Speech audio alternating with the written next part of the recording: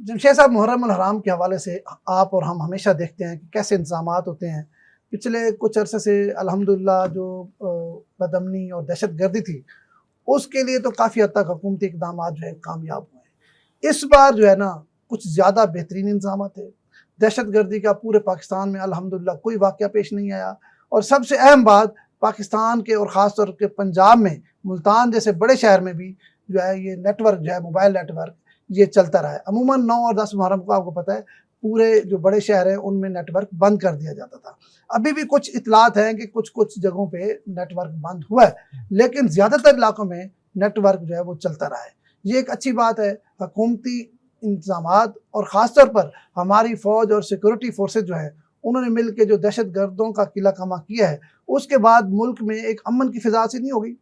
میرا خیال ہے کہ یہ خواہش امن کی اور خاص طور پہ عاشورہ کے دنوں میں امن کی جو ضرورت ہوتی ہے عام دنوں میں بھی ہوتی ہے، بٹ یہ بہت سے حساس سمجھا جاتا ہے. اور اس پر میرا خیال ہے کہ حکومت، فوج، انتظامیہ، صوبائی حکومتیں سب پورا اتری ہیں. جب ہم ملتان کی بات کر رہے ہیں، جنوبی پنجاب کی بات کر رہے ہیں، تو آپ کو پتہ ہے کہ 9ویں محرم کا پورے پنجاب میں سب سے بڑا جلوس ملتان میں ہوتا ہے، ممتاز آباد میں ہوتا ہے، علم کا جلوس ہوتا ہے. اور اس میں چیف سیکرٹری پنجاب بھی اور آئی جی پنجاب بھی اس پہ آئے چیزیں ہیں.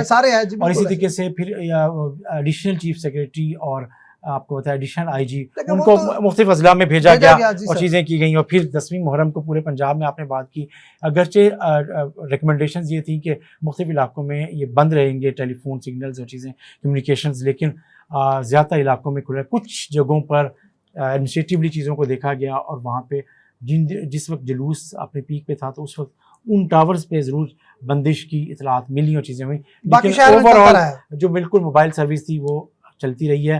تو یہ ایک علامت ہے افتخار صاحب، علامت یہ ہے اعتماد کی، امن کی صورتحال بہتر ہونے کی. اور جو انتظامات ہیں پچھلے تجربات کو دیکھتے ہوئے انہیں زیادہ اچھے طریقے سے کرنے کی.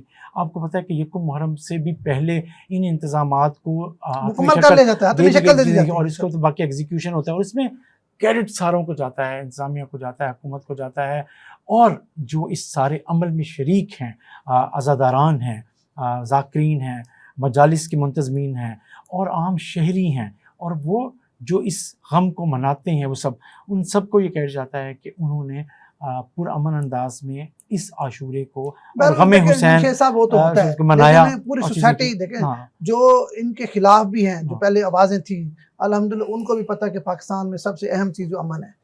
دیکھو ظاہری بات ہے ہر فرقے کے خلاف کوئی نہ کوئی چیزیں چلتی ہیں، لیکن حکومت اس میں کامیاب ہو گئی ہے کہ وہ جو بد امنی پھیلاتے تھے ان لوگوں کو کنٹرول کرنے میں، جو دہشت گردی کرتے تھے اس موقع پر، کیونکہ اس موقع پہ دہشت گردی کرنا بڑا آسان ہوتا ہے کیونکہ آپ کو پتہ ہے ہر طرف جلوس چل رہے ہوتے ہیں، انتظامیہ مصروف ہوتی ہے. لیکن اس کے باوجود جو سیکورٹی فورسز نے اور خاص طور پر پنجاب حکومت نے اس دفعہ جو انتظامات کیے تھے وہ بھی اپنی مثال آپ ہیں. اس سے اگر ماضی میں جائیں انتظامات ہوتے رہے، لیکن اس طرح کے انتظامات جس طرح مطلب ہے آپ نے خود دیکھا کہ 9 محرم کو بڑا جلوس تھا تو پنجاب لاہور سے جو آئی جی اپنے پورے کانوائے کے ساتھ، چیف سیکرٹری صاحب وہ سارے آئے.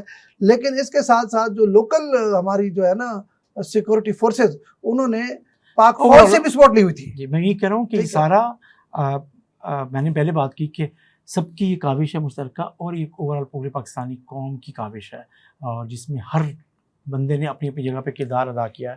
اور جو ملک دشمنی کرتے ہیں، دہشت گردی کرتے ہیں، فرقہ وارانہ فسادات پھیلانے کی کوشش کرتے ہیں، اور وہ اگر کنٹرول ہو رہے ہیں اور ان پہ نظر آ رہی ہے، ان پہ چیک آ رہا ہے، اور تو یہ اس پر سب لوگ ہی مبارکباد کے بھی مستحق ہیں.